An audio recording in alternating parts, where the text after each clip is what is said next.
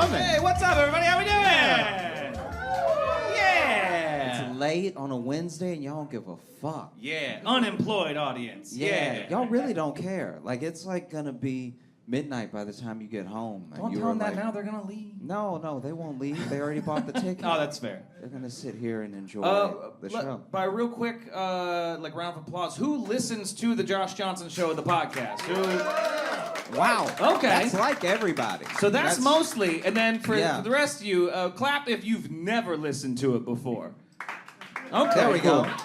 It's Wow. hurtful that one of them is a very close friend of mine. That was Yeah. actually quite hurtful. He was the loudest clap. That's very hurtful. But it's good to know where we stand. Yeah, because you know what I last mean? time, we did it last year, and we came on and started talking, and then we asked that question for who listened to the podcast, and most didn't clap. I'm like, okay, cool. I love knowing our room has no idea who the fuck I am. So I wanted to really, they knew him and not me. No, it happens. They know me, but they don't know that I do a podcast, which is what I actually spend most of my time doing. It's like it's like when someone gets to know you real well, but then they're like, "Oh, you like act?" And you're like, "Yeah, that's what I've been doing. How do you think I make money?" And then they're like, "I didn't ask questions." You're like, what the fuck? You don't know me at all, you know? Yeah. By the way, no, this goes without saying, but that's Josh Johnson right there. Make some noise for Josh Johnson. How you doing? This is also my co-host, fellow stand comedian, Logan Nielsen. Give it up for Logan. Hello. Make some noise again for Nico White, too. Thank you so much for coming out, man. Pleasure to be here with y'all. It's on Netflix, and you just released an album not too long ago, right? I just released an album. It's called Marcellus, Marscellus. If you think you like me, go check that out. I think you'll like it. Go check out his shit. Go check out shit. So, we had you on, not just because you're a hilarious stand-up. You also have a story, and Yes. we love stories. And so I just want to get right into it because I would love to hear. Let's get right into it. So Right. when they invited me on, they said to bring a crazy story with me. So I bought two. I'm going to try to keep them quick, but y'all bear with me. I'm long-winded, okay? So we'll start here. First of all, never underestimate your opponent, right? When I was in 7th grade, I got bullied bad. You know what I'm saying? Like, I'm talking about, and my bully was a short dude named Corey Beckett, right? I'll never forget this shit. And he's, like, to describe him, he's the type of short dude that you could tell lost their dad because, this ain't a black thing neither. This black or white. Them niggas always got these eyes all the time. Like they looking for something far off in the distance, nigga. That kid, you know that kid, that little motherfucker. And he was They're looking for a dad. They're looking for a dad. Yeah. And Is that him? Oh, no. No, nobody's him. They never find him. His eyes never open. They're cursed like this. So, this is the person that I'm dealing with, right? He's fighting demons that I can't hope to be a help with, right? So, this is 7th grade. This little motherfucker, and I'm not a punk, and this is the biggest thing about this shit, is that I'm from Harlem. I'm from the projects in Harlem. I fought my whole coming up, you know what I'm saying? But I went to school in the Bronx. This little motherfucker hung out with a crew of like 25 people, and I'm an hour and a half away on the train. I'm like, if I fight him, I'm gonna get fucked up before I ever make it home, right? So one day, he punched me, right? And I had like friends, well, my friends are nerds. They ain't with none of this fighting shit. We trying to play Yu-Gi-Oh! So, nigga, he knocked Dark Magician out of my fucking hand, bro. You'll never understand the frustration. Yeah. That little motherfucker hit me, right? And that day, I was like, all right, I can't keep putting up with this shit, right? Because I'm gonna end up hurting this motherfucker. But what could I do? So I cut school, right? I cut school for like 33 days straight because I didn't want to deal with this shit. Now, at the time, turn that off. At the time, I'm trying to open up to you motherfuckers. I don't usually come down this far to Brooklyn. You know what I'm saying? I came down here to see you motherfuckers on the Josh Johnson Show. Turn your phone off. I'm fucking with you. So I cut school for 33 days, and I didn't have any cool places to go, right? But at the time, my grandmother was older, and she was sick, so we had an apartment in the Bronx. My mom was at the apartment with my grandmother in Harlem. So what I did was I had a PlayStation 2 Slim. That shit could fit in a book bag, right? I went and got a copy of my mom's key for the Bronx apartment from the hardware store. So I would just put my PlayStation in my bag, and instead of going to school, I would go to Bronx to our apartment and just chill out. right? She didn't come up there because she was busy taking care of my grandma and figured I didn't have a fucking key. So I did that for 33 days. Well, see, ACS has this thing where if you don't go to school for a certain amount of time, they will call Child Protective Services. And them motherfuckers sent a letter home. So I had to go to school now, right? So I go back to school. I'm like, all right, I've been gone for a month and 3 days. That's enough time for this little motherfucker to forget about me. Sure enough, I showed up. He bullied me like we just met. And I'm talking about, bro, like, it was to the point where that motherfucker was talking about he had a weapon and shit, all this, right? So I was like, yo, all right, I'm done, right? I'm done dealing with this shit. So now, the reason I said never underestimate your opponent is because you never know what people are thinking. You never know what people are going through. I told you I grew up in the projects in Harlem. One thing that any of my friends that know me from back then would tell you is that Nico's favorite hero was Wolverine, and he meant that shit. That's a quote. I'm telling you. My boys will tell you that I used to carry a knife, right? So I know you hear about like mass shooters and all that shit. No. I don't got time or the risk to hold a gun. But that little motherfucker, I got so tired of that nigga. I said, all right, tomorrow, I'm gonna put a stop to this shit. Wolverine style. Yo, I shit you not, bro. I watched X-Men 2, X Unlimited, back to back. Just watch Wolverine stab motherfuckers. Because I was like, I'm going to come in, I'm going to, shh. Yeah. This might be morbid, but I ain't do it. It's all right. So, but I'm telling you, I was going. Listen here, bub. I was going to skewer this motherfucker. And yo, like Wolverine would talk, I swear to God, I was going to dialogue with this motherfucker. Like, want to dance? Like, oh, I couldn't wait. I was going to stab the shit out of this nigga. So my preparation for school was usually like, you know, when I was cutting class, was like, all right, I'll put the PlayStation in, man. I went and got the longest fucking butcher's knife in my grandma's house. Now, the butcher's knife was about the size of Corey. You know what I'm saying? And to this day, I hate short people because of this little motherfucker, bro.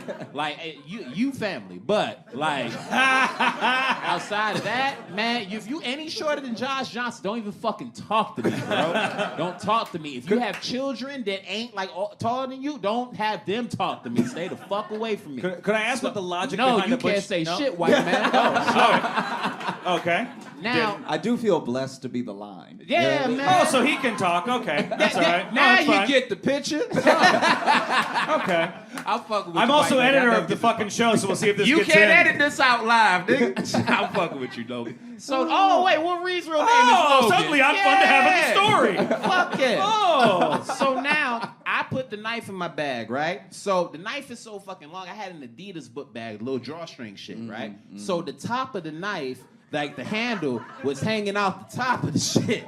And I was gonna kill this nigga. So I go up to school, right? So I go up to school and like my friends ain't really seen me in a minute. So everybody happy and shit. We talking on the line and I got that knife in my bag, like I'm gonna kill this motherfucker. Poke that nigga. And look, I was gonna do it so cold because I was gonna do it and I was gonna leave. Like swear to God, I was gonna walk right up to him. I don't give a fuck people so and I was gonna twist it. Oh, I was gonna twist it. I was gonna twist the shit out that night. Man, I get to school, and, you know, maybe it was meant for me not to do it so I get here in front of you guys tonight. And I say that because as soon as I show up to school, we sitting out front, right? Yeah. And, you know, this 7th grade, so for that class, they used to have teachers come down if you got to school early enough. And we sitting there, and one of my friends goes, yeah, man, you know, they got metal detectors in there now. I said, what? He said, yeah, man, they got metal detectors in there now. I said, they detect metal? He was like, yeah. I was like, well, I'm gonna holler at y'all, man. I gotta go, right? So because I couldn't bring the knife and kill this nigga, I decided not to go that day, right? But then as I was walking away, I was like, well, shit, I already came here, so I may as well go inside. So I went, stashed the knife somewhere or whatever, and I got in school. So now I'm sitting in school, and you know how your teachers send you to get something? So I go to the principal's office to get something, and they ask me what, you know, been keeping me from school so long. I'm making up some lie. And then they said, you know, we had to have metal detectors put into the school because Mr. Bastian, I'll never forget it, motherfucker said, because there's another kid in school named Dante that showed up with a gun to shoot the motherfucker that I was gonna stab.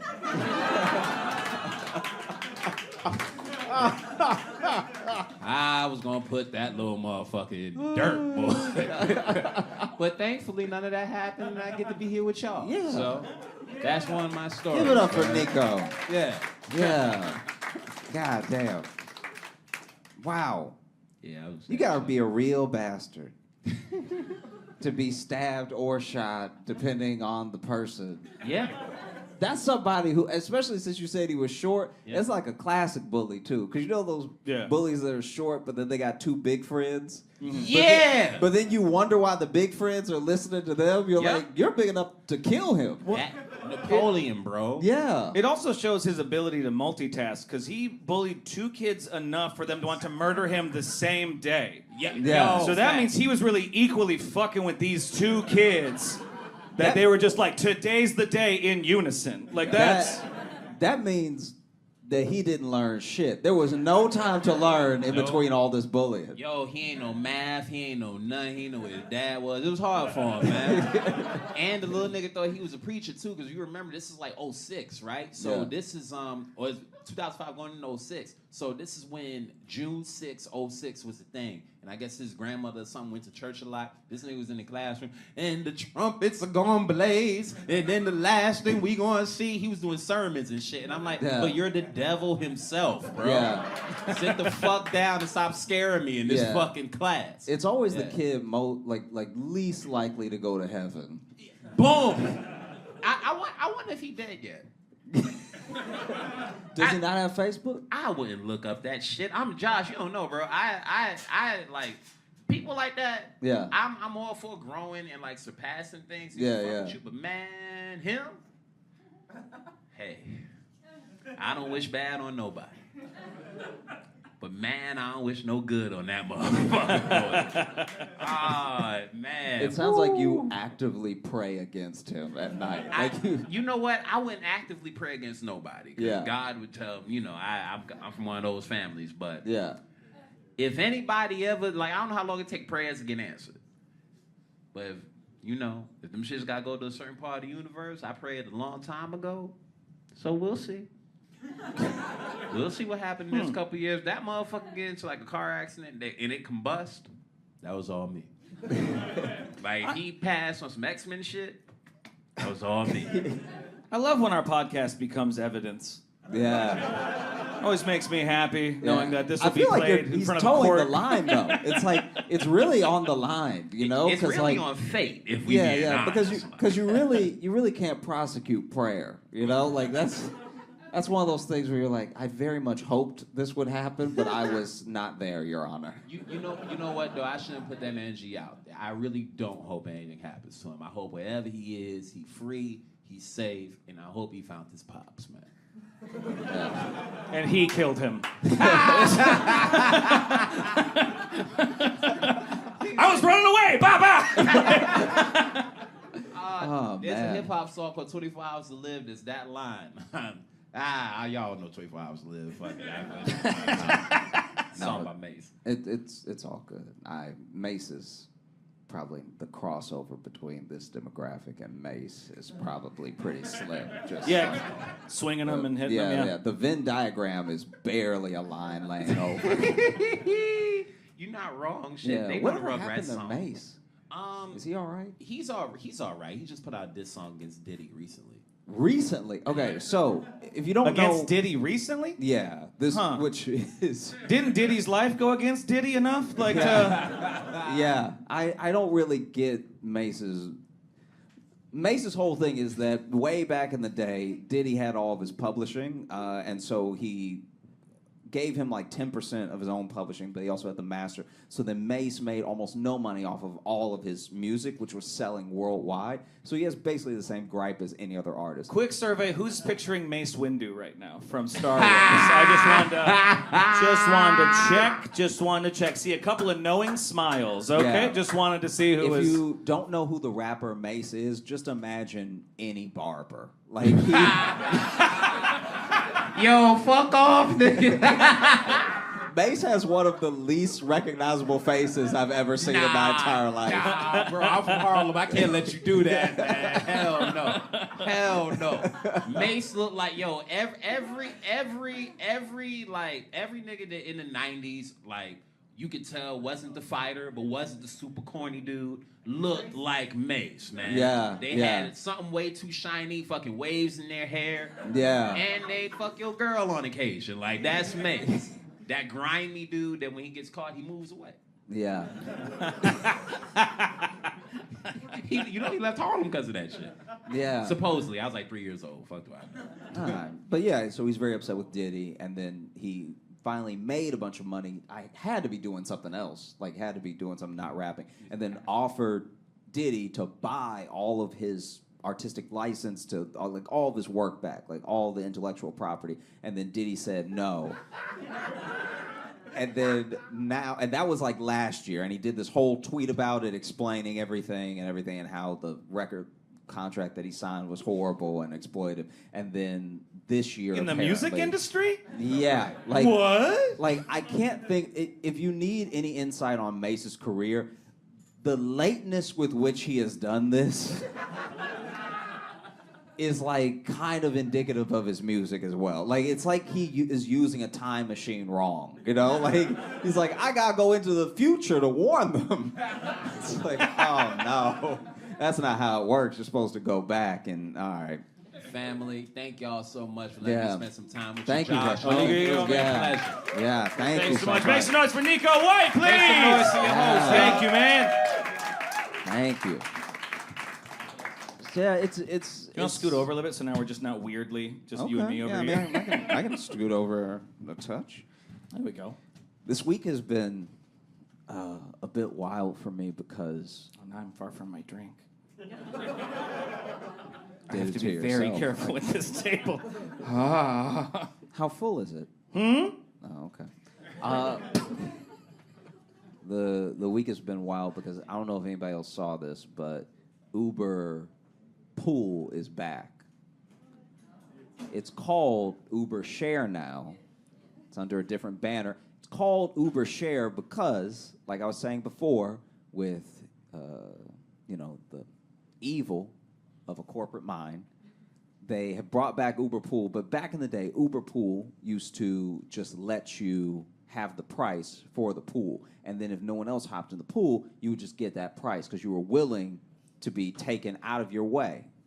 Now, with Uber Share, it seems, I don't know if I have this right, but it seems that you're really just getting an Uber X, and the price only goes down if someone else gets picked up, which is not up to you, right? So you could pay full price and just make it home with a regular ride, or you could get 20% off because other people got picked up. What a shitty lottery. Yeah. It's gonna be. I hope someone gets in this car. I really hope I get taken out of my way from home and someone coughs all over me. That would be the dream. And so for $2. For two, I hope I saved $2 to catch something. For almost no difference. And so basically, I was taking an Uber Share because I was nostalgic of the time before COVID when strangers would ride in cars together and ignore each other. And so I take this Uber Share, and we're doing pretty good. It looks like I'm not going to get the discount, getting almost all the way to the bridge. I was at the stand. I'm getting back to Brooklyn, where I live, and before we get there, the driver turns around, and he's like, hey, are you picking up a friend or something? It just changed the thing on me. Like, is this you? And I was like, no, I didn't add a stop or anything. It's Uber Share. Like, so I just started explaining Uber Share because he didn't know what it was. He was like, what is this? Are you picking up your friend right now? Why is it changing the directions on me, right?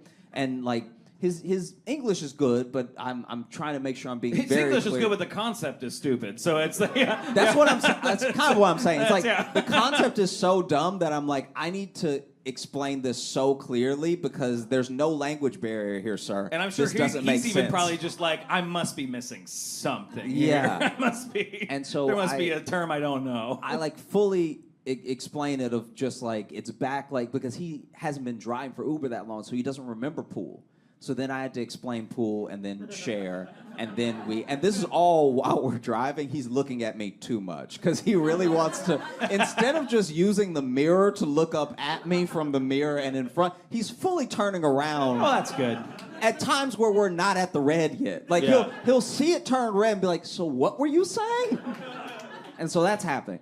And then we finally stop. We get to this cross section for the pickup, and this always happens. It happened with pool. It happens with share. It's going to continue happening. But the person opens the door on my side. And anytime that happens, it's so little. It's not worth getting upset about. But what's so annoying about people that you share an Uber with is they will just really want to get in from the side of the door that they open. And so then you have to move, but you're like, you didn't look. You also ordered this thing and didn't look to see if anybody else was already in. Well, they probably thought there was like, surely no one will be in this, and then. Okay. That's what I'm thinking. Yeah, exactly. They maybe also didn't know. So then my man opens the door, and he's standing there with a woman behind him, and he's like, for Miguel? And I was like, yeah. And he's like, oh, so you get... Your name's like, no, Miguel too? And I'm like, yeah. And then he's kind of just, he feels like he's opened the door for me. He's waiting for me to get out, but I'm just sitting there. And then he's like, for Miguel. And I was like, yeah, but it's a Uber share. He's like, I order Uber X. And I was like, yeah, but you ordered Uber X share. See, it's confusing because they kept the X in there. And then the driver joins in where he's like, yes, they kept the X in there. So it's actually... So now both of us are explaining this to him and his date who are standing outside of the car. And finally, he's like taking it all in. And he turns to her and he's like, I thought it was an Uber X. Like, because it's so clear that they're on a date. Just like their body language. And then he looks at me, he's like, would you mind sitting in the front? And I'm like, the front? And then he gives me this look that, like, is such a... It's so purely like a guy thing of, like, help me out, bro. Like, he just says it... He literally just says it with his, like, pupils. It's not even an eyebrow thing. It's not an intimidation. He's not being rude. He's literally just, like... Like, it's like... It looks like he's looking at someone pointing a gun at him because it's like he just sucked in a little bit of air and he was like, and I was like, yeah, sure. So I get out and as I'm opening the front door, he even pats me on the back and he whispers, he's like, thank you. And so then they get in the back and I'm sitting in the front and I'm on my phone anyway, so I really don't care. I'm not like stressing it at all or anything. But as soon as they start talking, the nosy bitch in me comes out. And so I immediately hit pause on the music that I'm listening to. Oh, because for sure. it's like, it's so clearly a first date. And I can't tell if they're still on the date. Like when they get in the car, I can't tell if they're heading somewhere, like he's picking her up. Oh, that's the start. That's a rough start. Yeah, that's I can't a rough tell. start. I couldn't tell at the time if he was picking her up or if they're leaving a restaurant because it was in Right. a part of the city where there's just lots of apartments over restaurants. Yeah. Right. Because if it's the start, she's already thinking now, like, well, I'm at least paying half. Yeah. You know. Yeah. And then it which really This is cracked me Dutch up as at well. best. It also cracked me up so much because my man it says it again at some point in the conversation. I have where money. It's like, what? No. He's literally just floundering at one point, and he's like, "I thought it was an Uber X." Like he keeps inserting. He will not let it go to everyone in the car that he thought it was the regular Uber. Like he can't handle it. And so then, then they start talking. This is so painful. Okay, so he is coming out the gate with like, it's not a a shitty bravado. I want to make that clear. It's not like this person does not seem like a jerk to me, right? But as he's talking, he's like, yeah, so what do you like to do? Like, he's so clearly nervous, which is very sweet as well. Ride alone in cars. Ride alone in cars. I'm sorry that I messed that up for you. It's my favorite thing to do. And then she goes, I love theater, right? And he's like, oh man, I love theater too. Like theater is amazing, except for musicals. Musicals are annoying as hell. Like musicals, just like, I don't know. There's just something about them I can't stand it. And then she goes, I was actually a musical theater major. I'm in the Music Man right now. And so I'm like, I don't know what to do with my body so much, so I'm just looking out the window now. Like my head is on the glass, and I'm breathing through my mask so hard that I'm still fogging up the window a little bit. I'm just like, ooh, that's not a great start, you know? Because the car is not taking off yet. Like, this is just, he's I'm sorry, what, the car is not taking off yet? No, because he's sitting down, and now the driver is trying to figure out who's getting dropped off first. So he's just looking at his Waze app. You guys haven't fucking moved yet? We haven't moved yet. And he found a way to fuck it up in that time? And don't get me wrong, this is all of like 30 seconds. So that thing, like, they sit down and that he's also like, makes so it worse. He's like, oh, I can't believe it. This is an Uber X. I fucking hate musicals. Yeah. Like, that's a lot to cram in to a short amount of time. It happened so fast. And then we take off, and none of the conversation is, like, ideal. Like none of it. Not after that. None of it is going well. And so, because then he even tries to save it where he's like, oh, so, like, what were you in, you know? And then she starts listing these musicals that she did wherever she's from. Right. And finally, she hits one of them, and he's like, oh, I love Come From Away. And it's like, it's too late, bro. Like, it's, you're not saving it now. And then they kind of like move on from that. And there's a couple of like pauses. And anytime there's a pause, I just get back on my phone. Like, it's not that interesting, you know. But then he'll say something like out of a pause, he'll be like, so you have like a favorite food or anything? Like, what do you really like? What a great question to ask on a date. And this always has places to go. And this is how I know where their date is at. Yeah. Because he's like, so what was your favorite, like your favorite food and everything? And she's like, Peruvian. I told you that at the Peruvian restaurant.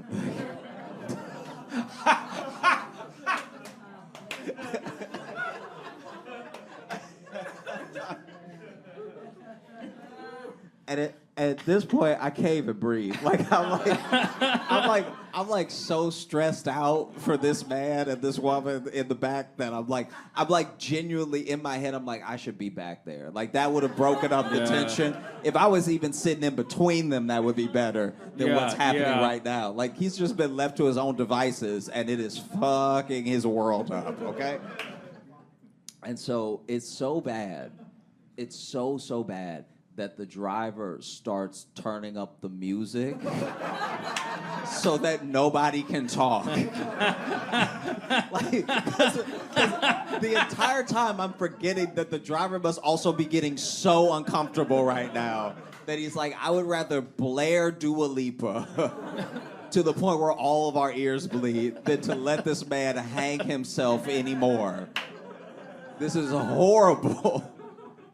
And the music's playing for like maybe 3 songs. Yeah. And then out of nowhere, he's kind of like, hey, could you turn it down?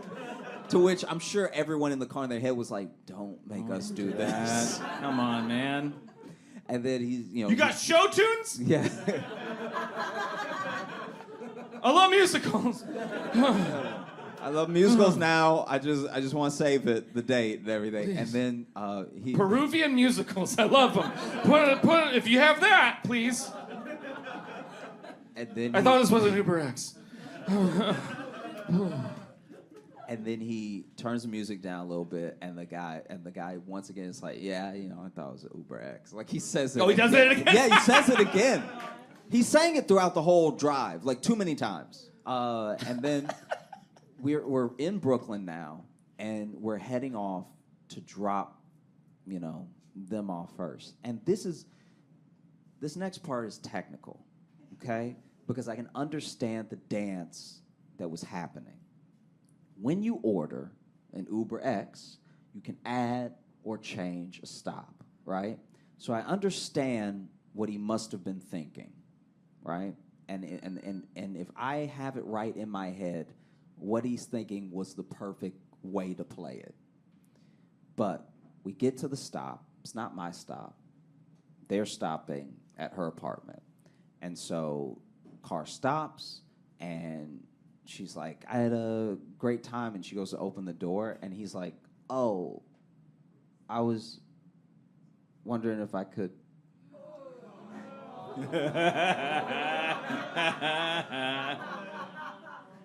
If I could, come up, we hang out a little bit more. And then she goes, oh, I had a great time and everything, but Can I be honest? You looking at me and saying this feels like you're breaking up with me. Yeah. And it's palpable enough that like this situation sucks. It's so painful, and me and the driver made eye contact.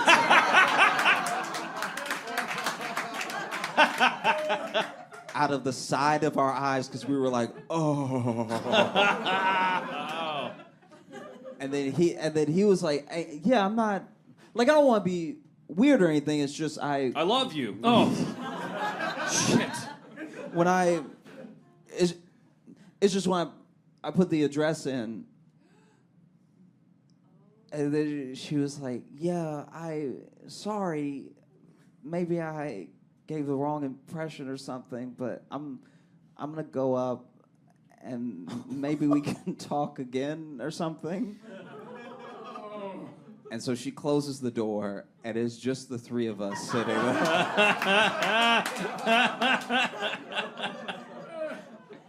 And so he's like,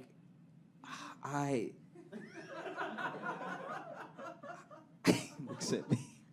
He's like, thanks for sitting up front, man. Like, and I was like, oh yeah.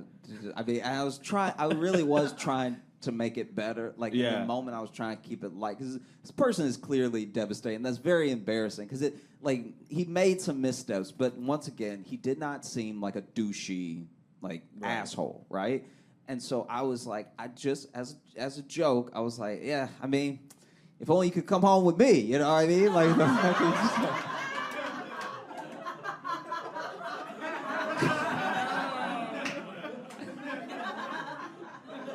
and then that is not what you said. Yeah. And then he opened the door, and to himself goes, I thought it was an Uber X.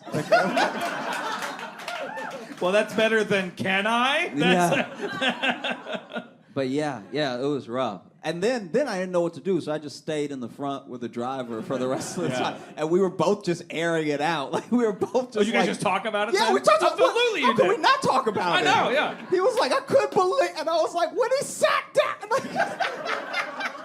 Because the reason that I bring up the dance is that he is like trying to, I guess, I'm assuming, like, pay for things, show his interest and everything on the date, right? And so he's getting the Uber back to her apartment. And she also knows he's getting the Uber to her apartment. She's not, like, wondering where they're going. You know what I mean? Like, that's a whole different problem on a date. No, but you know what I mean? Like, it's like, if Take me to question mark. If the date is over and your date's ordering the Uber and they put your address, you know that they're getting the Uber for your place, you know what I mean? Right. When it's an Uber X, you can add a stop, which means if she didn't want him to come up, he can now just add a stop to his apartment and head home. But because it's Uber share, you can't do that. So we drove off from him just sort of standing on the sidewalk. And I was in like, front of her place, or yeah, ordering another Uber. That's not good if she looks out the window. Yeah, no, it looks horrible, but it's She like looks out, oh God, he didn't go. I mean, he basically doesn't exist in the car now because he's supposed to get out Right. at the stop he ordered. Yeah. And so you can't add a stop, and so what a shame. Yeah. No, it is. It's just sad because if it was an X, he could be like, "Oh, okay, I read it wrong. Let me add a stop," and then he goes home. Right, yeah. But now he has to get out. He can't come to my place, Right. and he's not. Even though you invited him. Yeah, even though I invited him, but he's not. He could have. But he's not supposed to be in the Right. car anymore, so he has to get out. And so yeah, but then the driver and I were just like, oh. Then the driver was also like. The driver was also like, when you're on a date, just say nothing. And I was like, wow, that is, in a weird way, better advice. I mean, like I understand what he was trying to say, where he was Right. like, man, in this whole situation, I would have just said nothing in the car. or at least not have such hard opinions. Like, that's the thing, too. Yeah. It's just like, oh, musicals. I fucking hate those. Oh, what? Like, don't come out the gate. You got to be kind of in the gray area until you know. But it's especially, too, like, I'm not saying he's trash or anything, but he's clearly has wild misguided confidence to just assume he is going to her house when clearly learned nothing about her on the date. Well, that's also what I was thinking, where I was like, how did... I'm so interested. He maybe did say nothing on the date. Yeah, I wish I could go back in time and be in another, like, not doing the show I was doing, and then just be a fly on that wall. Yeah. Because I guess this is my thing. The date seemed, at some point at least, to be going well enough that I actually think he was about to come up with her if he didn't say the musical theater thing. If it was because an Uber think about it. X. Think about it. If you're on a date with someone and you've given them your address, they're on the way together. He didn't order her an Uber and then get a Lyft for himself. They're both in the Uber going to her Which address. is frankly 20 times funnier. That on the ride to her apartment. That's what I'm saying. Is where he fucked it up. That's what I'm saying. That's so much funnier. That has to be what happened. If she's just like, I like him a lot, and you know what? I Yeah. never do this. I'm but not- I'm gonna invite him up, and like, there's another guy here, huh? There's another guy here, and I hate what you do. Does that make sense? What I'm saying? That is, they were definitely about. He messed it up at like the 90%. He was so close. Oh yeah, no, yeah. What a shame. So then, a different time now. We're talking about pre-pandemic, when I took one of my favorite Uber pools. So people, especially in LA, would give me trouble all the time. They would always like make fun of me for taking Uber pools all the time because I would leave early. I would leave early just to take the pool, just to have the padding, instead of just getting an Uber, right? Right. And I don't know. I just usually did it to like have experiences and meet people and stuff. Yeah, that's a weird thing about you. Well, I'm just saying it was like No one else here relates to that. All right. I take him because I like making friends. Like that's it's. Yeah. Now it's like if the $2 off is not guaranteed, never fucking doing that. I'm never. Sure. This is my thing though. So there was this one time, and it just felt it felt very special. Like I think the word might be serendipity. There was a time where I was taking an Uber pool after a show to get home, and I get in the car, and we immediately get the name and where they are, right? And so the guy drives there. It's actually pretty close, like 5 minutes away, and he drives there, and he's circling the block, and then he finally just stops. He starts calling them. Every time he calls them, they pick up, and you can hear a bunch of noise, but you can't actually hear them. And so he calls like 3 times, and then he circles the block one more time.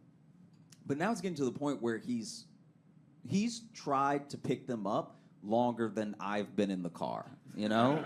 Because this is also, because back in the days of like pool, they hadn't solidified how long drivers were supposed to wait yet.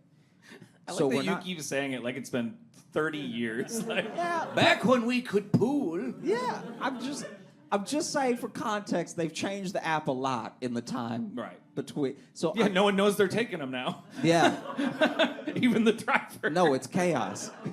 And so it got to the point where I was like, you know you can move on if you don't, like if they're just not gonna come, like we should probably go. He's like, you're not my I'm sure fucking boss. Yeah. I mean, I'm not work for you. I'm not even telling him in a way of like, can we hurry it up? Because he's the one getting frustrated. I'm just like, hey, you've done everything that you could. You know, you called 3 times. Right. You've driven around the block several times. Mm-hmm. I have been in the car for like 7 minutes, just us, Right. and you've been trying to pick them up for like 8. So this is Yeah. wild, you know? Yeah. And also, the drivers will get penalized for like canceling rides and stuff. So he didn't want to cancel on them, and there's no like distinction in the app for how long you should wait. Right. And so finally, he drives off, just cancels on them, keeps going. We get about maybe 2 minutes away, and we get pinged again for another pickup, and it's the same guy. It's the very same guy, and he's in a slightly different location. So he's like a couple blocks like west of where he was supposed to be. And He got scared. He thought a car was chasing him. yeah. Oh, no! Why won't they leave me alone? And so this time we picked them up easily. They're like right on the corner, and it's a couple, this guy and this woman, and they get in the car and they're next to me, and it is amazing. They're very drunk. They're the best way to put it is that they're deeply drunk. Like I don't even know how I you fucking get it. hate musicals. Yeah. Do you like food? I like what we just had. They are so drunk, and they are going at it in a way that is so funny, where they are arguing. Okay, but it's so like going at it could mean 2 different things. yeah. But it's like at first I thought they were arguing for real, and it's not. They're like playfully roasting each other. Okay. But they're very drunk, and they're taking it way too far. Like it's so this dude, and I can tell from them walking to the car that this dude has a little bit of a limp, right? And Okay. she lays into it hard. Like she's drunkenly like, you should probably have like a cane or something. Like, Jesus. It's like relentless, okay? And it's actually, a lot of it is actually pretty funny. Where she was like, if I pull on your right leg hard enough, will it be the same size as your left? Like it was just like it was like nonstop, right? And then it's to the point where I think he's gonna get upset, you know, and he's not. He's just like laughing, and he's like, oh, you know, my leg been like this from childhood. And I'm like, he's actually making it worse when he describes it, but then she doesn't really connect with it in that drunk way, so she just keeps going. So she's like, well, did you like step on your first step when you were little and then just walked away? Like, did you not couldn't even it out? And then he finally goes, he's like, how about we leave my legs alone for a second, talk about your fucked up ass teeth. And he lays into her teeth hard. She's like, and it's funny because they're both laughing. It's like at no point, it's so tense. Like the driver and I are trying not to laugh because we're like, any minute now, one of them is gonna go too far, right? But then even when will they get pissed off if we laugh at it? Like, are we not a part of the joke? Yeah, like are they talking like we're not here, or is this for us? Yeah. I can't tell. Yeah.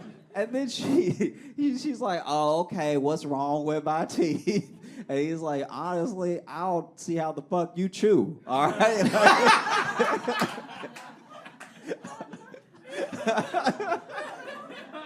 I made you a sandwich yesterday. Your bite mark looked like a boot print.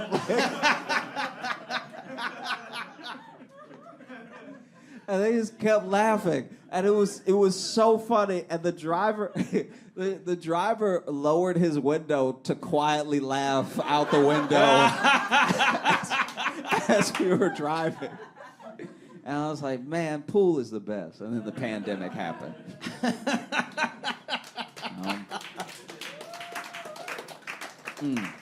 So we've only got a little bit of time left, but should we open up the mailbag quick? Woo! Yeah, they like it. There we go. All right, so I definitely want to at least get this one in here because this one is from Ray, who I believe is here. Ray, you here? Here. Okay. Hey. There we go. I was about to be like, well, I hope he fucking bought a ticket. I hope he's at least missing out. No. Hi, Ray. How you doing? I'm well, thank you. Awesome. Well, thanks for coming. Thanks for sending an email. So I'll read out what you sent here, and then maybe we'll have some follow-up questions if we need to. Okay. So this is it says, "Cheers, J-Lo." Okay. That's us. We go by J-Lo. sometimes. We don't in the world. Yeah, but we're much less famous. J-Lo. Now you said J-Lo there.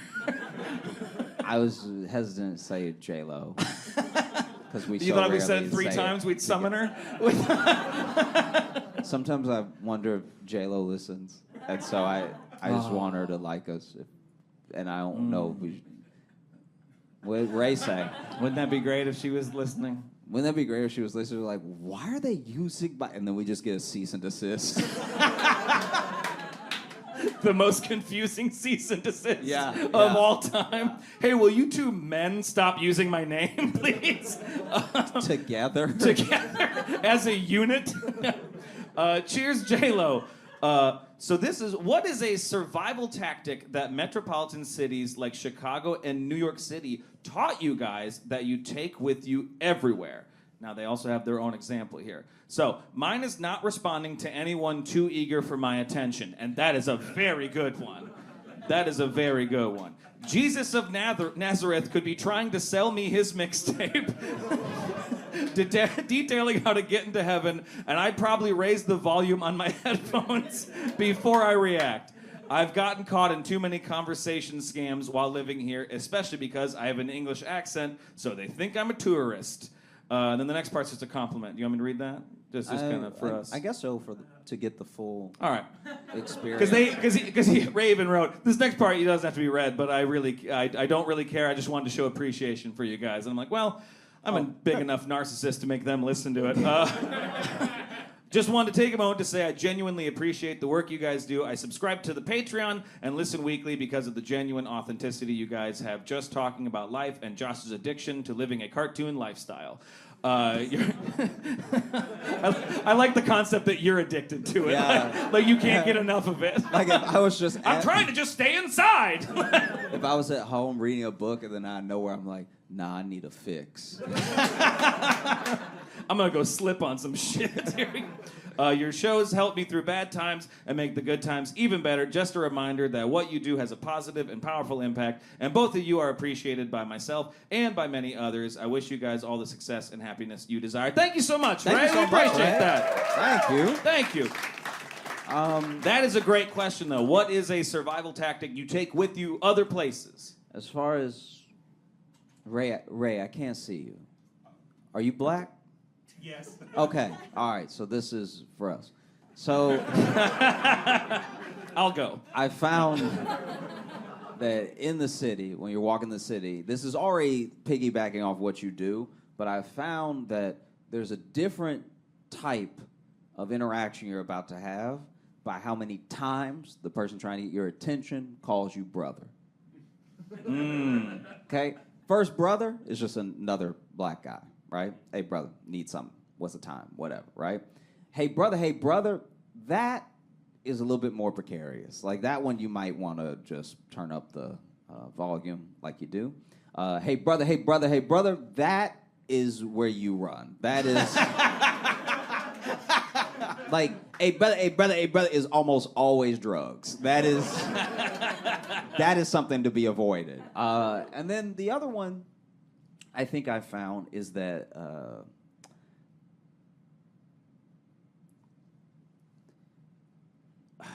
you should always, like, turn your Wi-Fi off if you're underground, because when it's fighting to find a connection, it's draining your battery.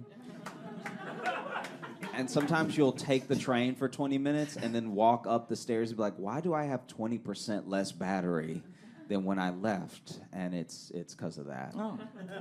Yeah.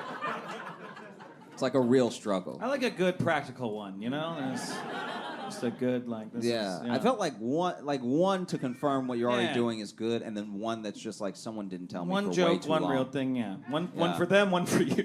Yeah. Yeah, yeah. Yeah. What about you? One for me that I actually just utilized recently. It goes with people talking to you too. That if someone comes up and is clearly like trying to fuck with you, like they ask you a question to like trap you into like an answer one way or the other because they're gonna roast you or something like that, is if you give the most confusing answer possible, they don't know what to do next. This happened to me recently. I was in New York with my friend who doesn't listen to the show, and or in New York, I just said. In Central Park, that one. I'm in New York now. God damn it. I live Midwest. And but we're sitting there, and this group of young men walk by, and one of them just looks at me, and it's very clearly like he's setting me up to like dunk on me in front of his friends. Because he just goes like, hey, you guys like pussy? And it's how he said it, and it very much had like, everyone's like, what's he gonna say? And I just said, little bit. Which was great because then he went, and then all of his friends laughed at him because I didn't take the bait. And Yeah. I use that in Chicago a lot too. People try to fuck with you, and then you just give them an answer and they go, I don't even, whatever. And then they just Yeah. walk away. Then they're disappointed. Yeah. Yeah. I think the last one I'll impart to you is this is very specific of cities. This one is actually like just a Chicago, New York, probably Seattle and Portland have train system. Anywhere with a train system, if a train car is empty, leave it empty. Because there's a reason that in a city with millions of people, no one Especially wants here. that car. Especially here. So sometimes it's poop. Sometimes it is poop. Sometimes it's poop. But every once in a while, it's a person. Every once in a while, it's a person so And they are crazy. pooping. Yeah. So crazy that everyone was like, I don't know if I need this in my life. And they decided to get off, and there wasn't time to warn you, so then you get on, and then the doors close, and for at least one stop, you're a hostage. I'll do one more email and then we can get out of here because we're almost out of time. Let's real quick and just thank everybody for coming out tonight. Thank you guys all so much for hanging out with us. This has been great. Late on a Wednesday. So this one is from Anissa. I don't think they're here. This was just sent separately. You here? Yeah, I thought so. This is just this one caught my eye, and I thought this would be a good one to just read with the group here. So the title of this one just says, "I was reminded of my dead gerbil." I So don't great really title. know what we did. I think it's a great start. If it's just our show, that would be a bummer. Yeah. That would be a real That's bummer. what I was saying. I was like, Yeah. oh man, does this just... Listening to your show reminds me of the dying screams of a rodent. Anyway, now that I've bummed him out. Hey guys, I'm currently getting up to date on the podcast. I'm on episode 50, but with the way I've been listening, I'll likely be caught up quickly. Anyway, in that episode, Logan talked about his dead hamster found behind a fake fireplace after escaping, and Josh displayed ... a ton of displeasure. It reminds me of my two gerbils. To remind anybody who maybe either hasn't listened to that episode in a while or you haven't listened to it, we had a hamster and it escaped, and we had a fake fireplace where it was just a light bulb in fake plastic wood or whatever, and then we found the hamster when we smelled it, and just to word it quickly, but reminded me of my two gerbils. One of them was named Gino. Unfortunately, also great name for a gerbil. Yeah. Gino is a great gerbil name. Yeah, any alliteration you can get with an animal is probably Gino gonna the be- gerbil? Yeah. Come on. Yeah. Unfortunately, they both escaped one day, as small animals like that are to do, and for days we could not find Gino specifically. Well, my mother had a pallet bed at the time, and one pallet would lift slightly until you laid on it. Well, yep. Figured I'd pause, just let everyone catch up for a second. You may know where this goes, is what the email says.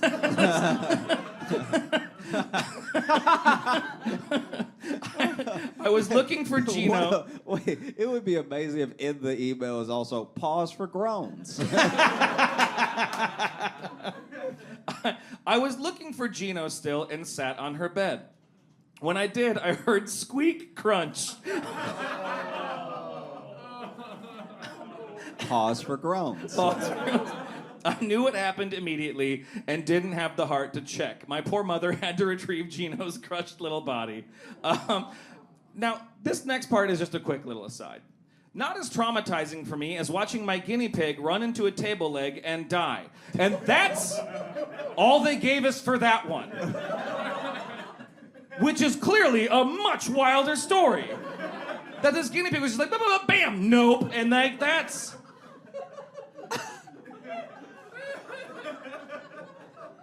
The guinea pig concussed itself to death.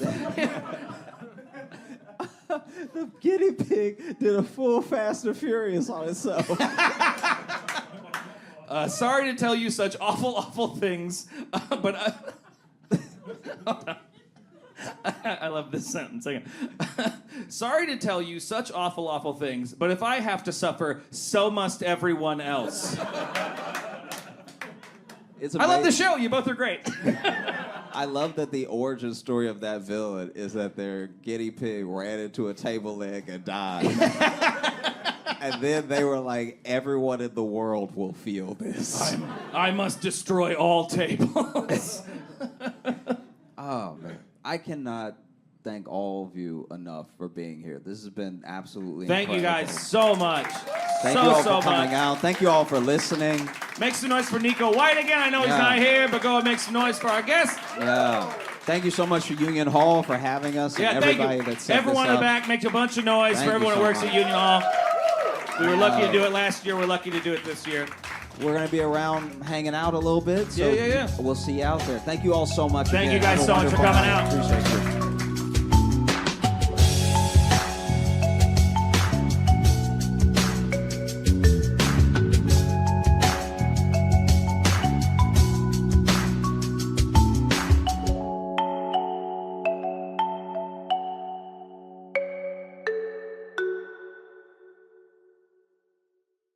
Soho Theater, please make it loud for Josh Johnson!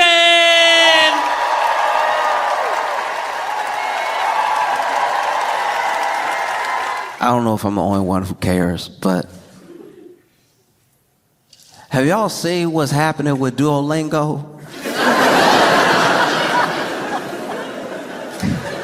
Okay, in case you're not familiar, Duolingo is an app where you learn other languages, supposedly.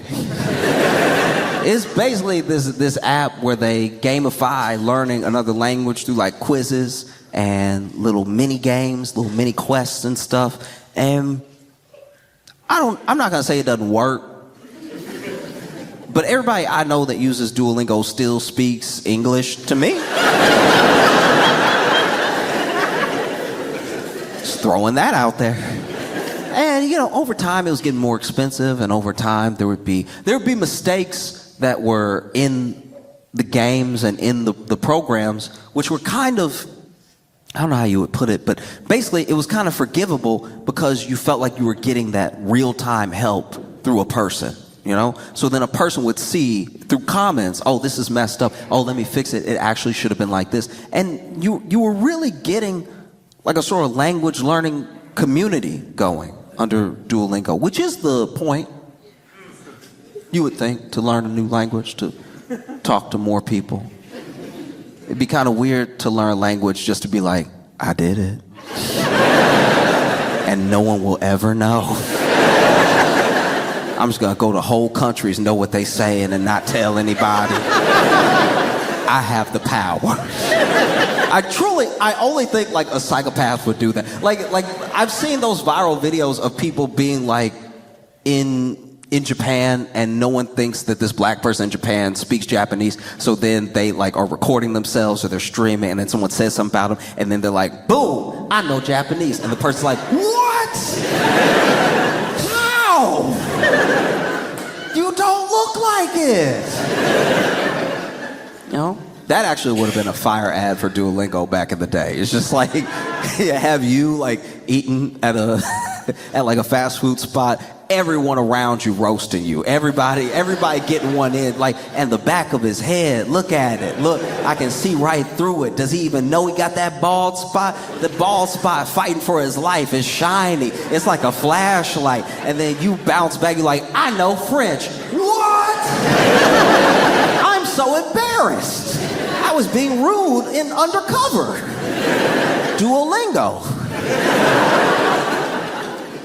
But no, it's not what happened. You know, people were slowly learning these languages over time. And learning is like a hard, it's a hard way to describe it because it's not as if the language was fully being taught. It's not like the same thing as sitting in a class being taught the tenses, being taught the situations to say certain things versus other things. It's more just like, did you spell we right? That's a little French. Have some of that. And so over time, you see Duolingo also get this internet presence that's like their socials team is very like in vogue. You know, they get in there, they're funny in the comments, spicy comments too. Sometimes they got a quick jab back whenever somebody tries to trash Duolingo. And I don't know how I feel about it. If I'm being honest, it's like through our tax systems and through the economy, we already treat these companies like people. I don't know if I want to pretend that they're also interesting. Do you know what I mean? Like when I see a Twitter handle for a company, I don't want to be like, oh, they're so moody today. I can't believe Microsoft's so angry. You know, because it's not like it's not an individual, it's a company. And there are individuals making that company feel like your friend, but they're not your friend. They're not your friend at all. And then they do this move, which is wildly unpopular, where they release a statement where they say, we're going to be an AI-first company, which is a interesting title to give yourself. You could have said customer first. You could have said teacher first. And you could have not said anything. Because people were already noticing. They were like, I think there's like less people working there now. I feel like some of my answers don't get answered in the right way. Some of the lessons even feel a bit like ChatGPT-ish, you know? And then they came out and said it. They're like, look, we're going to use AI, and you're going to learn just the same as you've been learning. And I had friends who were like, I'm not learning anything already. And honestly, what's the fun of using Duolingo if you could just use any sort of like open AI, any sort of AI program to make your own learning course? If it's AI, then what's special about it? And so you see people, big backlash. Every time they even tweet, post anything, people are like, was this written by AI? You know?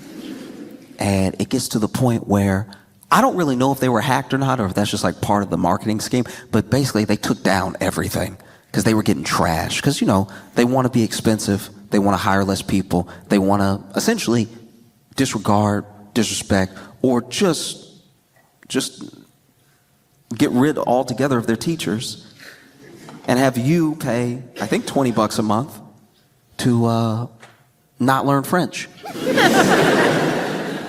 And so people were rightfully upset. And so they take everything down, and then they post it again, and they post it as the is it a frog? I mean, I think it's a bird.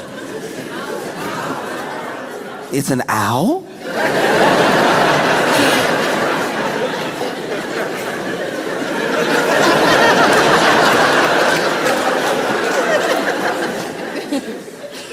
So they posted with a guy in a owl costume, and that guy was using like the deep, distorted voice, talking about how the elites ruined Duolingo, and I was like, yeah, but aren't you? What's happening? And then I think it was the CEO that even came out, and instead of giving some sort of statement that basically says, hey, look, yes, we're going to be using AI, but we're still going to have our teachers, and our teachers are going to just use AI for some of the menial tasks, but you'll still be talking to a teacher. Instead of reassuring the customers at all, he kind of just doubled down and was like, look, the AI is going to be better than teachers anyway. That people got really mad. And I think what's happening here is what's happening all the time. Teaching is hard.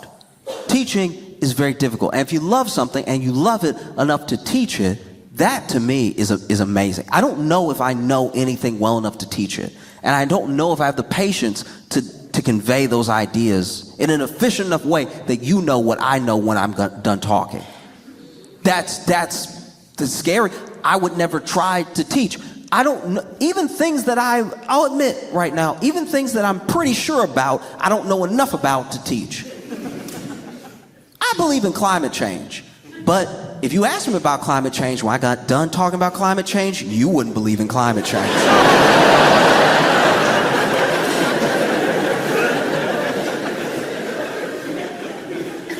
When I got done talking, you'd be like, everything he said sound made up.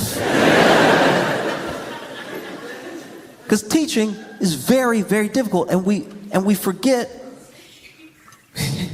From every perspective, teaching is difficult. It's difficult in and of itself alone to be in your head, have the idea, convey the idea in a way that gets through someone else's head. You gotta get past all the video games and all the crushes and all the, just to be like, math! That's already hard enough. Never mind the fact that like kids are difficult. I'm not just talking about like junior high or all of them. I remember being difficult as a kid. I wasn't trying to be difficult. I wanted to learn the thing. It was not getting in. I was fighting it. I didn't even know it. Sometimes I'd even be a little pompous, you know? Like I'll admit it, as a little kid,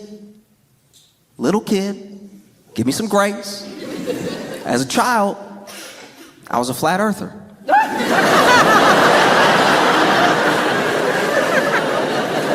When I was little, I was a flat earther because, you know, my teacher tried to teach me about the globe and all the countries around the globe and stuff like that and how the earth was round. I was like,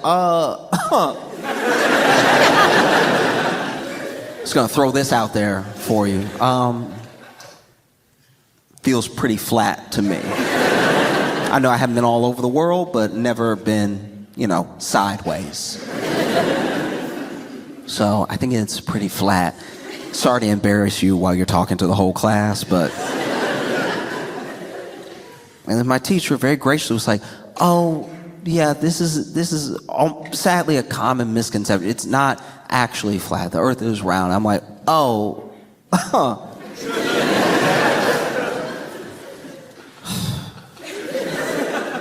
Not to contradict you, ma'am, but if the earth is round, why are all the maps flat?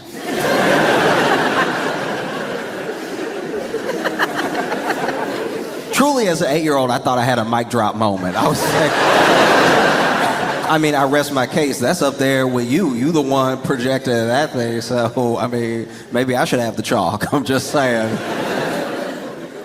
And then my teacher pulled out a globe. Because it's difficult.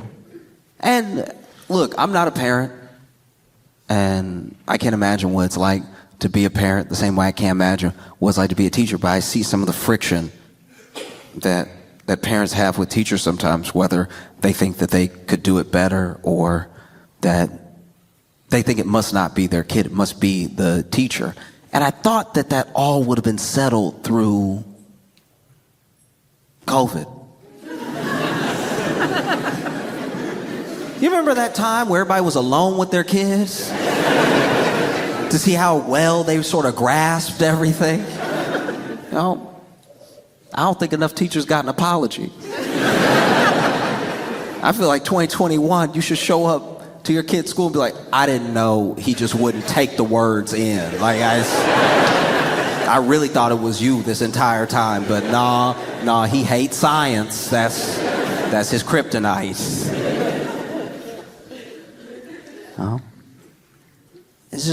It's also hard because I think the way that we look at teaching is as the obstacle as opposed to as the help, right? Like even now, if someone tries to teach you something, there's some reluctance there sometimes. What it used to be, you're a kid, and these adults, they don't know what they're talking about and try to teach me something. And then you become an adult, and you're like, why do you think you can teach me something? We're the same age.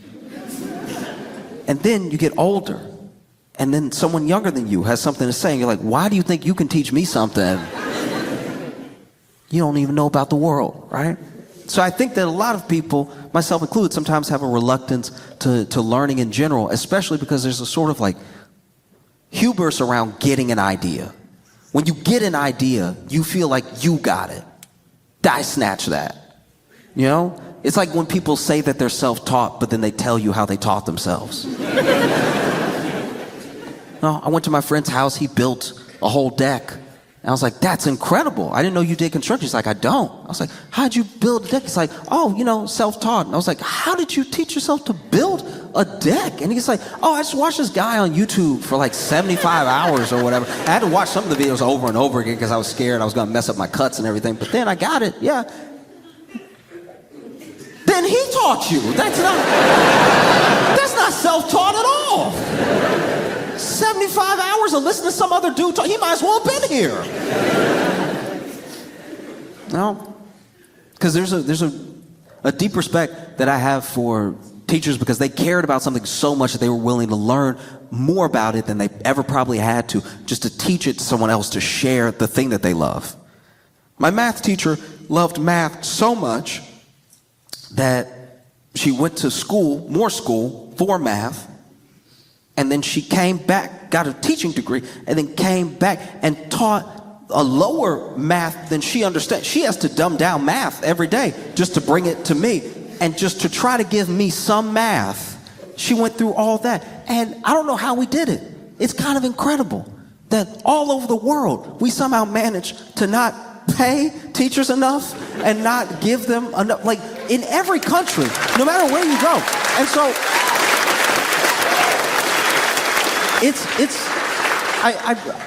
I bring it up because I think that, I'm not a teacher, but I think the thing that teachers fall in love with is like that light bulb.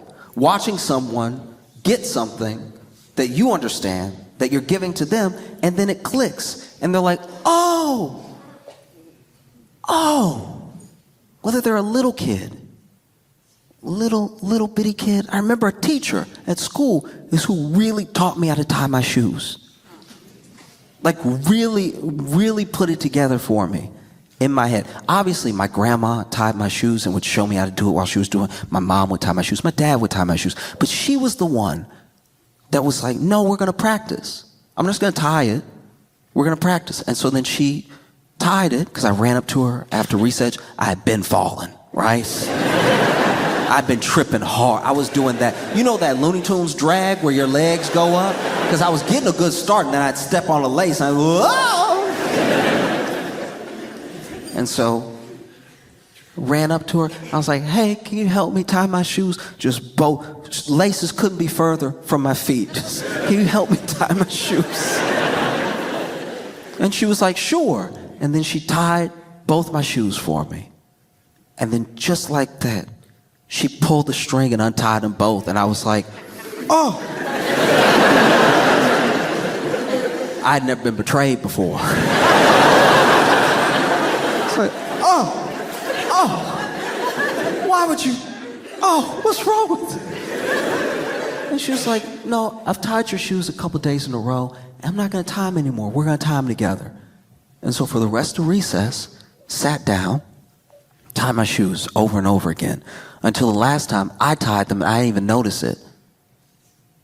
And then for the rest of the time I was in elementary school, every time she saw me, and she saw me, shoes tied, she saw that light bulb go off.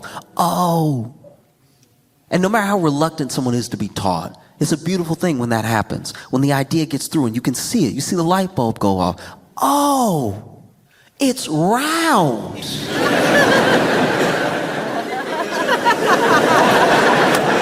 Who would have thought? Well, and so I don't know what it's like. I see this move in Duolingo towards AI, and that move towards AI is not to give you, the consumer, a better product. It's not to help the actual teachers who are passionate about people learning other languages so they can make new friends or have new experiences or or just open their minds up to how big the world really is. When you understand language and you understand how many different ways there are to say something specifically and how few ways there are to say something very unique, you have an appreciation for communication, right? And that's not what Duolingo is looking to do. They would like to make more money. And it's a business, so to be fair, more money would be nice. That's what you're supposed to do at business. No one shows up to business like, did you make any friends?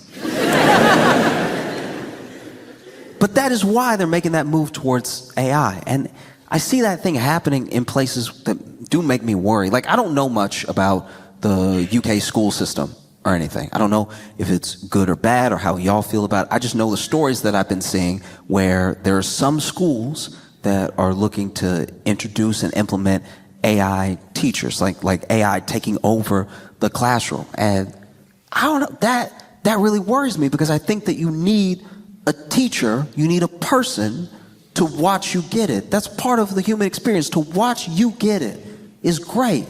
Being in a classroom that's led by AI has to be like being in a driverless car. And you get in, and they tell you it's safe.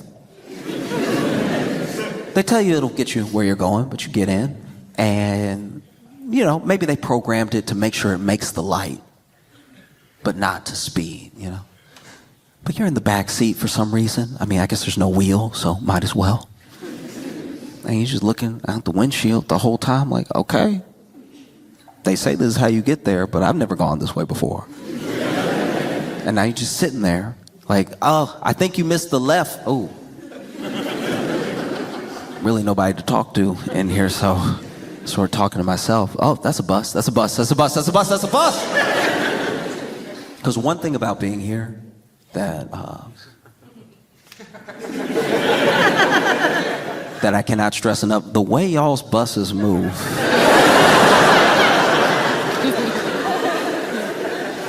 is wildly different than what I'm used to. If I'm being honest, I don't know how you train your bus drivers. Or what happens when a bus driver hits a person, but it looks like they're trying to find out every turn.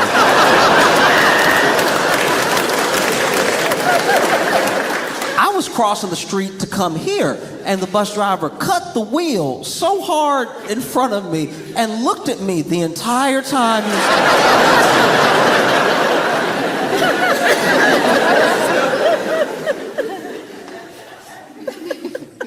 But you're in this driverless car, and it says it's going to get you where you're going.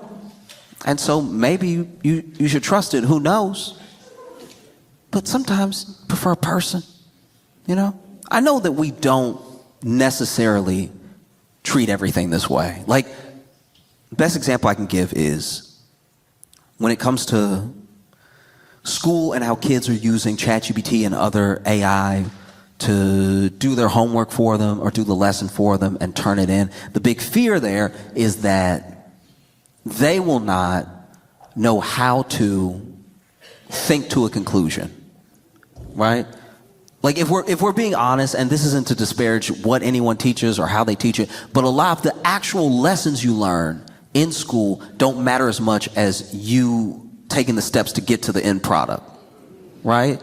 Like, it isn't imperative that you read Mark Twain. But it is good that you read something that is not how the people that you know talk, and it's not from a time that you live in, and it opens up your mind to that the world might be different, you know? And the fear is that if kids use this thing too much, if it's completely abused, that you'll essentially graduate someone who is illiterate and not able to think critically about anything. And they'll be a doctor.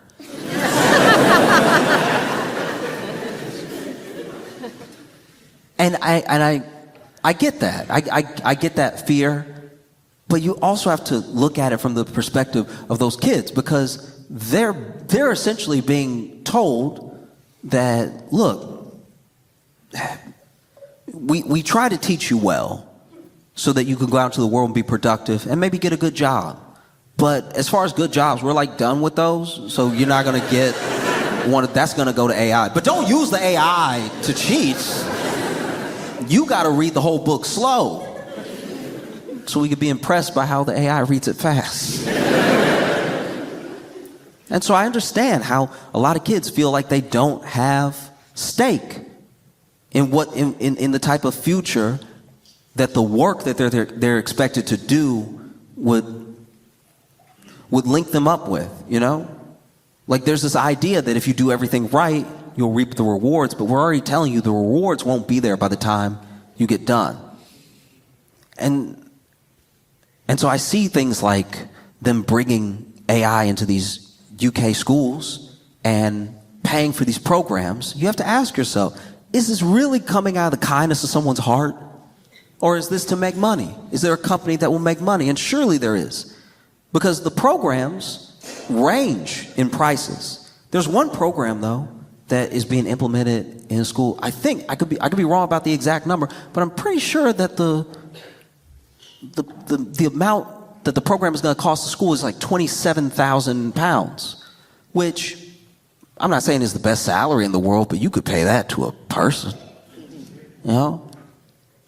And it just freaks me out because I only know what it's like in the American school system, which is scary enough. And not just because of the shootings. It's also...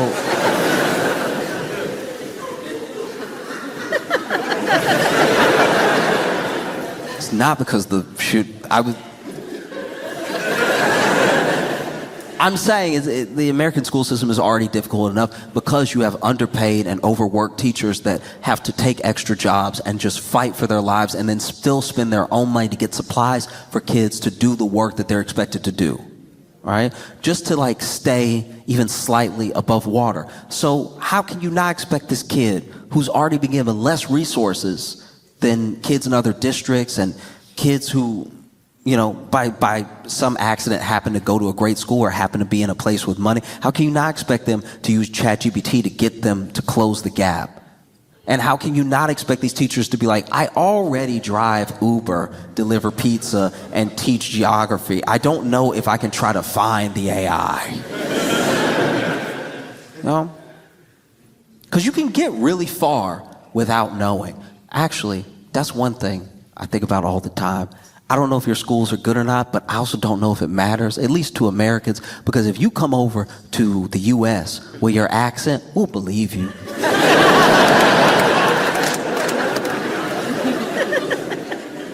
Like, people in the U.S. fall for the British accent so hard, it's kind of unfair that we were ever number one. Like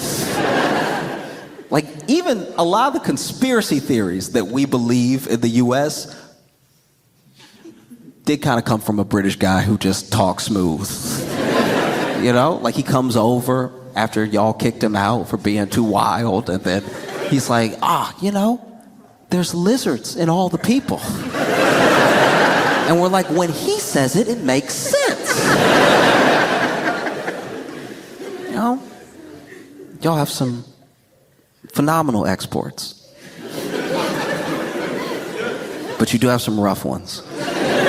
You know? Like, why'd y'all do, like, that, sending Piers Morgan to us.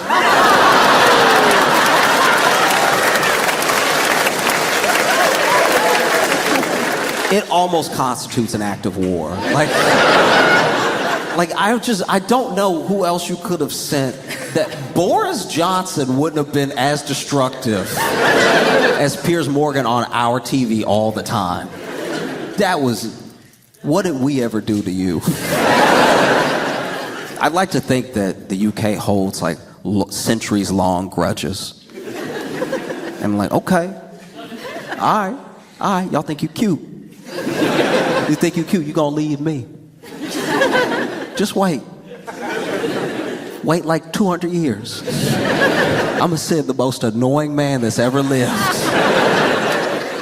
to be on 3 of your news stations every day. No? Because it's difficult. I mean, you can get really far without knowing much. That's scary. And that's even before AI. Ask Piers Morgan. You can get so far without knowing anything. In fact, there was a teacher in the U.S. This blew my mind. This teacher, and look, I'd have to look it up again, but I was throwing it out there. British man. It just sort of backs up my point. This dude taught in the U.S. for 8 years, and he couldn't read. He couldn't read. And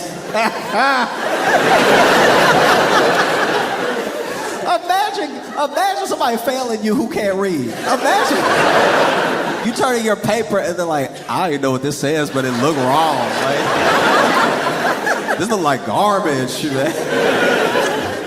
Nah, this dude really figured it out. This is one of those stories that kind of went semi-viral before virality was like well established. So before YouTube and like things could pop off on Twitter, Facebook, or anything, this dude got his like maybe his master's or something, and started teaching. And I think he was teaching like middle school, and taught middle school for like 8 years. Could never read, but what he would do was he was very good at picking out personalities. This was his talent. This was his thing that he had used his entire life. He could read people. He couldn't read words, but he knew. He knew people so perfectly, he could laser into them, and he knew so much about you just by looking at you. And one of the things he would do every year, every semester, he would lock in on like 2 or 3 of the smartest kids in class. Just naturally smart, just genuinely gifted. And he would have them, read a paragraph or 2 to the class starting the lesson. And then he would basically, watching over them, kind of get the smart kids to teach all the other kids. And it was astounding. That's wild. I'm sure that's what they think the AI will do. I'm sure that's what this dude would lock in, and he'd just see, okay. He'd be like, today, can you read page 11? Can you read page 12? Can you read page 13? And we'll all just take notes in our books as we go, right? As the kids would be taking notes, as the other kids were reading and everything. And one of the things that he said in his defense, he's like, show me where the kids that I taught aren't proficient in what I was teaching. My methods work. And it's fitting that he was teaching middle school too, because middle schoolers are some bullies. A middle schooler is the only one with the real audacity to be like, I don't think he can read. That would never happen in higher education. Like, if you're getting your master's and your professor can't read, you would second guess yourself. You'd be like, no, I must be missing something. He must just be like so locked in that he never looks at the book. No, only a middle schooler would be like, I bet you he can't read, dog. Because a middle schooler will blackmail you too. A middle schooler would be like, hey, look, it's A's for me and my boys the rest of the year. Or we telling everybody you can't read. That's A, as in the first letter.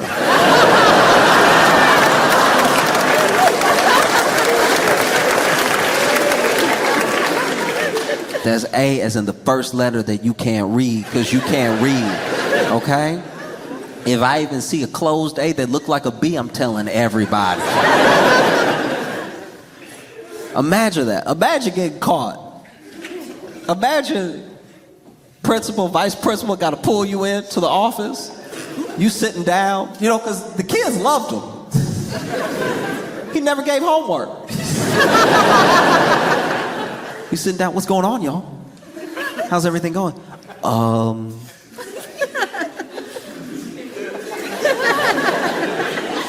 We need to talk to you about something that's a bit troubling.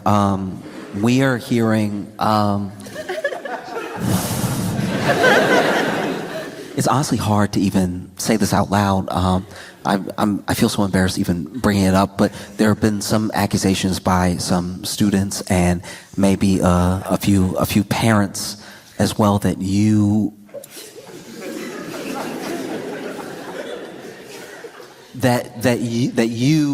ooh. Because you gotta think about it. If you're wrong, you look so crazy as the principal. If you're wrong, you look like you believe everything you've ever been told in your life. If you're a principal that drags a teacher into a room to be like, can you read? Like, you hired me. Like, can I read? Principal sitting him down. Okay, look, so there have been some concerns and some accusations by some students and some parents that your literacy is not in the room with us.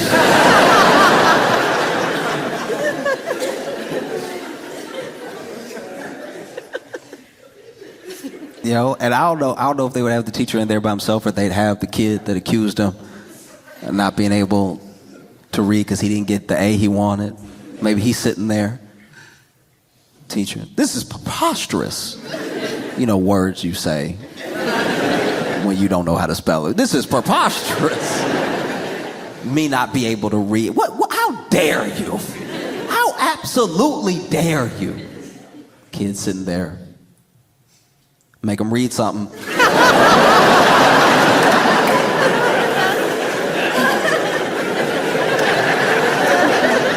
Make him read something. He gonna do it anyway if he can do it.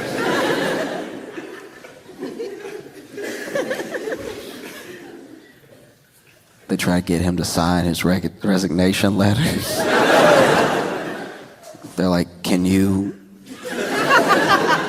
read it? I'm not even gonna dignify that with a response. Kid sitting there, that means no.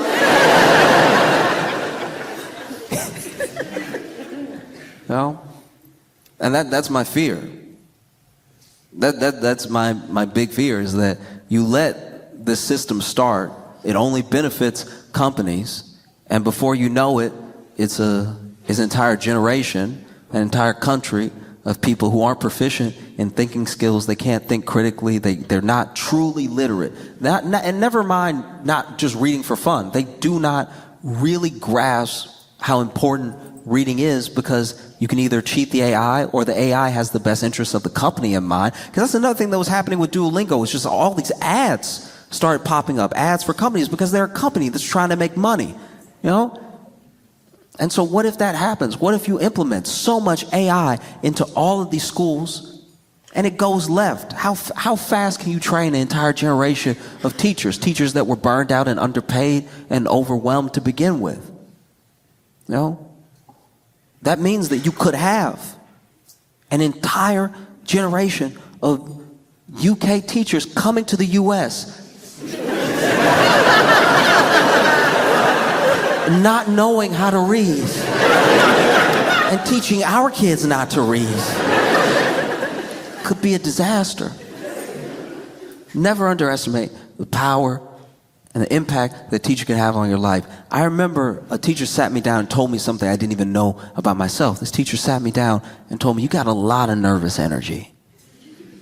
Like and I was like in middle school where you can't even be polite. You just got to get right to the point. Like they just sat me down. You got a lot of nervous energy.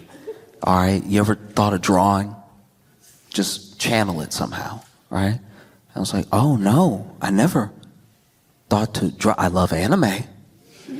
Yeah, maybe I'll draw. And I drew something and you know, my teacher was like, draw something, bring it to me. You know, I'd like to see what you draw. And so I did. And when I showed my teacher my drawing, they were like, we're going to find something else.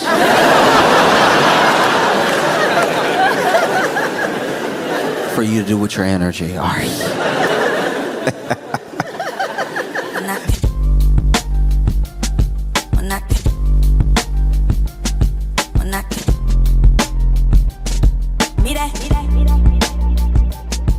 Mira.